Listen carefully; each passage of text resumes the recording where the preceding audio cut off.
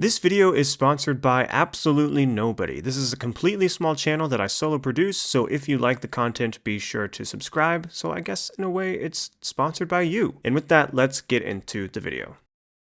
To be a gamer, one must don the controller themselves and decide who they are going to be. In a video game, there is victor and vanquished, and the trick is to not feel guilty about those who have succumbed to your hand. We put away our shared reality to experience the isolated one conveyed to us through a series of ones and zeros, a reality often more haunting than our own, yet somehow comforting. Alan Wake 2 is that story. Remedy is the studio. They keep making more and more games despite them not becoming bestsellers. They keep writing weirder and weirder stories, and the players keep playing. My name is Lufa Troopa, and I'm a gamer.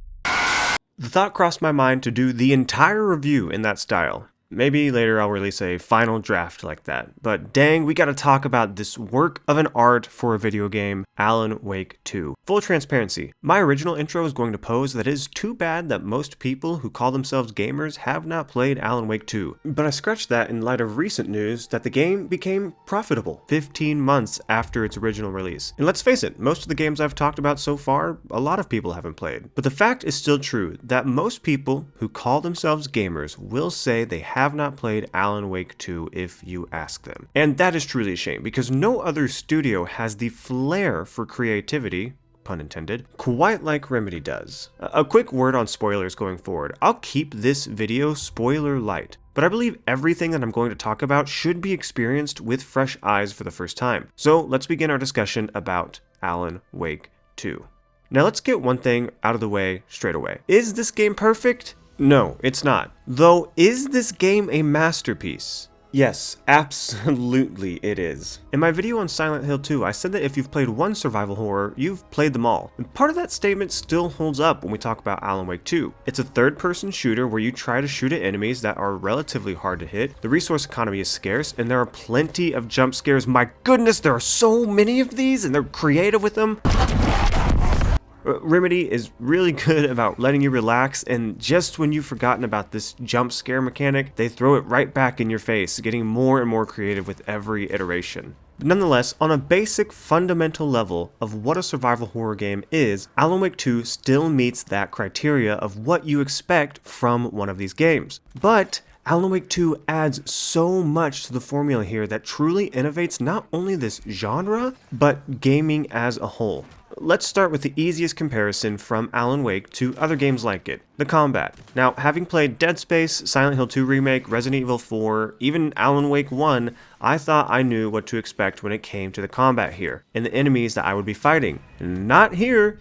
For starters, these enemies are fast. The first time I came to a combat encounter with multiple enemies, I was just kind of treating the encounter like I would any other basic survival horror encounter. That is, I would run around hoping that the enemies would just be behind me, and as long as no one was in front of me, I would be safe. To which I promptly crapped my pants, died, and had to restart the encounter.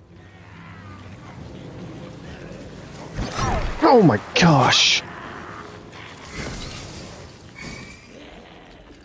These enemies are so threatening the first time you come up against them. They are fast, they are tanky, they hit hard, and they just sound scary. They are enshrouded in darkness, and you fight them with light and lots of bullets. And just when you think you have a grip on how these enemies start behaving, you switch characters and play as Alan Wake and fight his demons. I'll talk more about the nuances between playing as Alan Wake and playing as Saga Anderson, but for now, let's focus strictly on the combat encounters they each offer. When you play as Alan Wake, you are no longer playing a game that is set in the real world, but rather you are transported to the Dark Place, which is a fever dream version of New York City. And the enemies are nightmarish and everywhere. At first, the enemy volume can be overwhelming because there are so many of them on the screen, but you don't have to fight them all. Many of them just disappear when you shine your flashlight on them. Navigating this world is almost like a game of prop hunt, trying to figure out which shadows will disappear with your light on them and which will actually pose a threat to you. Most of them are just harmless shadows, and just when you feel like, ah, no, these guys are just shadows. You'll get completely wrecked by 2 or 3 of them. And sometimes you'll be running and they'll still stop you and throw you to the ground only to disappear 1 second later. And if you thought Saga's enemies were fast, then buckle up for these speed racers that practically teleport to you. Now I know playing as 2 different characters is not something unique to Alan Wake 2. I mean, Resident Evil 6 did the multiple character playthrough thing perfectly. What? There must be some sort of mistake. So let's back up and talk about why Alan Wake 2 raises the bar in this area. When you play as Saga Anderson, you play as an FBI agent visiting Bright Falls to solve a murder case, and holy crap, this intro sequence will forever be top 5 intros of all time. I cannot get that out of my head. I cannot show it here though for reasons. You can. You can see PP. As I said earlier, when you play as Saga, you play in the real world. You walk around, talk to people, try to solve the case, and to solve this case, you even have this case board where you literally connect the dots with red lines like you see in movies and TV shows. Also, this mind place reflects a real location in the actual world that you're traversing, and the first time that I came across this, my mind was completely blown. I thought it was one of the coolest things I had ever seen. When you press your map button, you're instantly transported to this hub area that is always there. When you exit, the game saves your progress from where you last were standing and puts you back in the same spot the next time you enter the mind place. Now, this is really mostly a gimmick, but it's a gimmick that freaking works. There's something about pressing this button to go to a different room and to connect the dots, upgrade your weapons, view your map, or look at your collectibles. Letting the player look at their collectibles here is genius. This is the coolest collectible hub that has existed in any game I've played to date. Full stop. It's not a menu, it's actually part of your environment and your story, with the exception of the caseboard mechanic I mentioned earlier. At first, this is very cool, but this gameplay interaction didn't stand the test of time through my 33-hour playthrough. How this caseboard works is you look at what clues there are, then simply match that clue to the correct theory point. But if you attempt to put that clue at the wrong location, Saga's just like, that's not right. And you try again by just placing it on main branches until you get the right one. Overall, I'm glad this mechanic is here. It's a unique gameplay element that I hadn't experienced before, but the fact that you can just brute force the answer when your initial guess isn't correct makes this sometimes more of a chore rather than the rewarding puzzle that I wish the caseboard would have been. It does look cool when it's completely filled out and solved though. But the gimmick that absolutely worked for Saga was the ability to profile characters. This is where you essentially deduce something from a character by pondering on a question, but how you do this is by selecting a character in your mind place, asking your question, then this super weighty transition occurs where the character speaks back to you, but it's their live action counterpart. These interactions are short, bizarre, and were always fun for me to watch and be a part of. Ironic too, since this profiling mechanic has way less interaction than the caseboard mechanic itself. Saga's mind place is cool, and Alan Wake has his own mind place, but it operates much differently than hers. In fact, it's not a mind place at all, but rather a writer's room. Since you're trying to navigate your way around the dark place as Alan Wake, the setting completely revolves around you, Alan Wake, the writer. This world is built upon words, and as you travel through this dark place, you'll see words everywhere, like this graffiti for example. At first, it just looks like generic graffiti texture work, not worth paying attention to, but when you take a closer look, you notice that all of these words here actually have meaning. Words written like scratch, return, your fault, and many more. Once I realized this, I found myself just stopping and reading every little thing in my environment, whether it was the graffiti, the signposts, even going into photo mode to read stuff that I couldn't normally read, because seriously, everything here has meaning. Speaking of which, the photo mode in this game goes incredibly hard. I'm not one who normally takes a lot of pictures in a game, but I found myself constantly booting up photo mode just because of how great it is and how great the game looks. And we haven't even talked about Alan's gimmick yet, or his mind place. As I said earlier, Alan's mind place is his writer's room, somewhere where he types up his story. Since he's the writer, he can change the scene of the plot that he is in. I know that sounds confusing, but what this looks like is you'll come across certain areas in the world labeled as scenes, and to progress the story, Alan changes the scene by assigning it a new plot point. You hear Alan's typewriter, then in the blink of an eye, the environment changes around you. This part of the game, this gimmick, absolutely stood the test of time. Seeing how my environment would change around me based on what plot point I selected, what paths would open up as a result, how changing this scene would result in the room often becoming darker, more threatening than the canvas it previously was. There's one scene change towards the beginning that had goosebumps running up my arm. If you've played the game, I'll tell you it was the train one. This instant changing of plots to try and solve your environmental puzzle, the mind place, the case board, the character profiling, the enemies that are sometimes not enemies, fighting with a flashlight. Alan Wake 2 sets itself apart from any other third-person shooter in the gameplay alone. And if we were to leave Alan Wake 2 at just the gameplay, it would be a good game, probably even a great game. But not until we take into consideration all of the other parts that make up the whole do we understand why this is a masterpiece.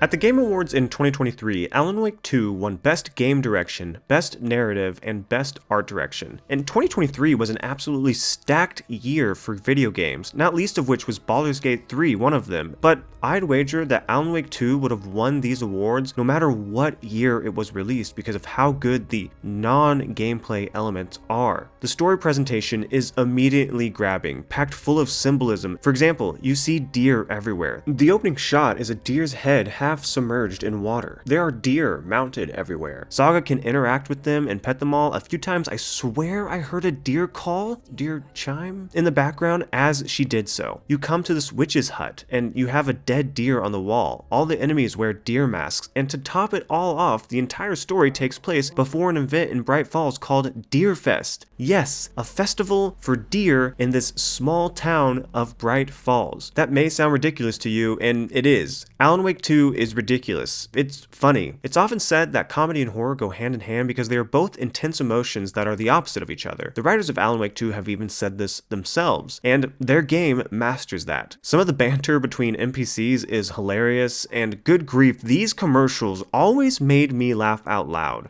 Oh dear, I am a tourist, and it appears that I'm lost in the woods. If only had a tour guide. Also, it's bear season. Oh no, a bear. I looked forward to every single one of them. I mean, name another studio willing to put something so bizarre and weird into their game as these live action sequences. This is just one way Alan Wake 2 achieves world building, and I could spend so long talking about why incorporating live action sequences was an incredibly bold move that absolutely pays off in this game, least of which is the money it takes to put together all of these live action sequences, but I need to talk more about the way the world is visually and audibly brought to you. Now, I don't think I can properly put into words just how good this is, so I think the best thing that I can do is to describe one of my favorite examples of this. There are nods to coffee throughout the beginning of the game and throughout the whole game, really. And then you get to another hilarious commercial for Coffee World, this really bizarre theme park themed around coffee. Then when you go to an area called Watery, you talk to Ilmo and Yako, the folks in those commercials. They start talking about the theme park they own, Coffee World. You can vaguely see something off in the distance, maybe a Ferris wheel? As you make your way toward the theme park, I should read this in like my Alan voice, shouldn't I? As you make your way towards the theme park, dilapidated circus music grows louder. The Ferris wheel becomes clearer, the neon light becomes brighter, until you finally arrive at Coffee World, which is supposed to be a fully functional theme park, but it feels more like you're exploring a theme park long abandoned, and someone just so happened to find the power switch to turn it back on. Coffee World is overgrown, run down, everything creaks, but the neon is alight to tell you that things are still running.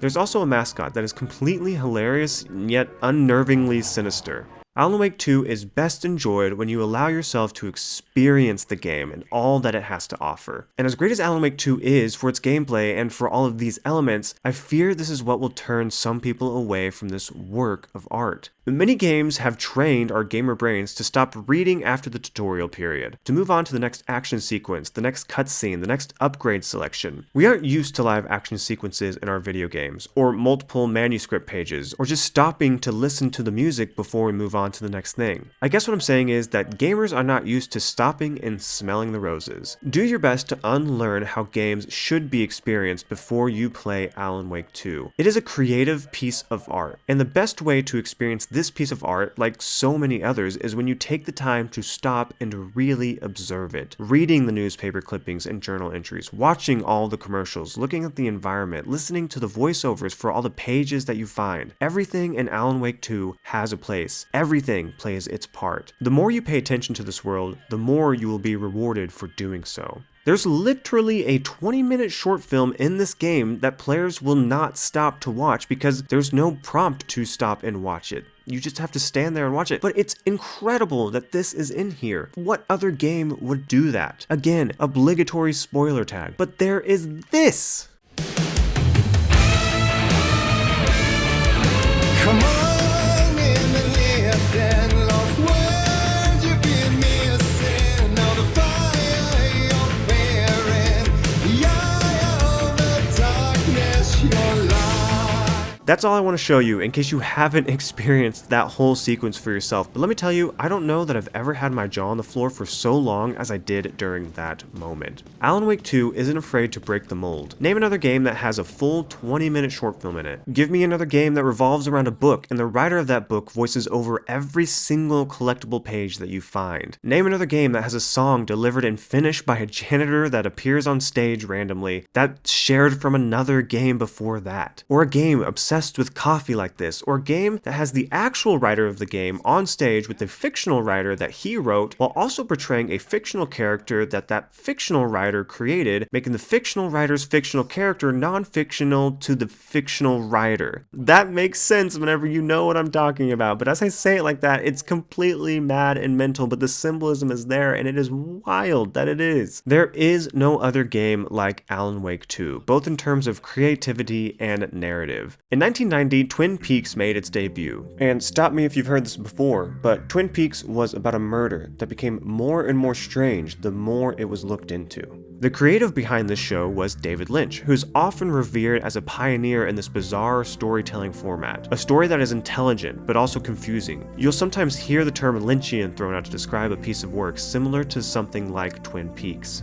Sam Lake, the lead writer for Alan Wake 2, allows this game to wear so much inspiration from Twin Peaks on its sleeve that you would worry Alan Wake 2 would start to feel like a ripoff, but it absolutely does not. Alan Wake 2 feels like the perfect nod to David Lynch while also bearing its own unique identity. There are two narratives that intertwine here. There's Saga trying to solve a murder case that keeps getting more and more strange. Then there's Alan who's trying to escape the dark place where he's trapped. The narrative is an epic, and the game direction makes you feel the weight of that epic as you play the game. Title cards flash up on screen when you start a new chapter. Then when you finish said chapter, you see end of part in big, bold font come across your screen. When you make your way into a new location, you'll hear a low thud, like boom, and the location title appears in the bottom left corner of your screen. Every chapter is separated with a song, and you need to stop and listen to that song. There are no credits, you just need to stop and listen to it, and it has meaning. You're constantly being reminded this story you're experiencing is one that has weight to it. Given how integral the narrative is, I was worried that it wouldn't stick the landing, but by the time I had rolled credits, my worries had evaporated. And I honestly believe that had the legend David Lynch been able to play this game himself, he would have been thrilled with it as well.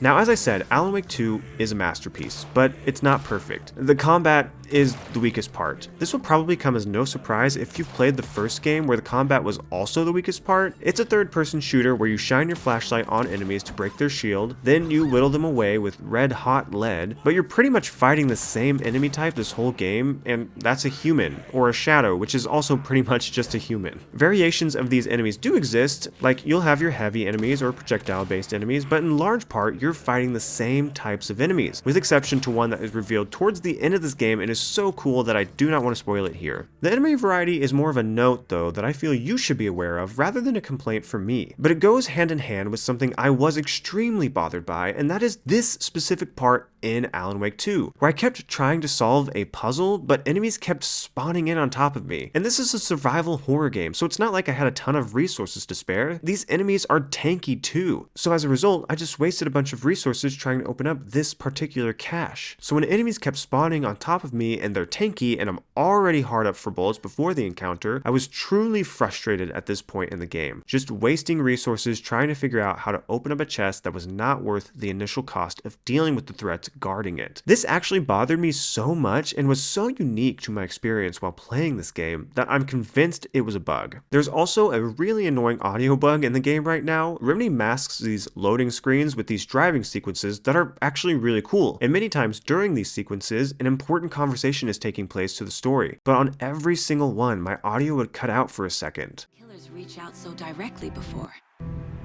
Damn impressive work so far.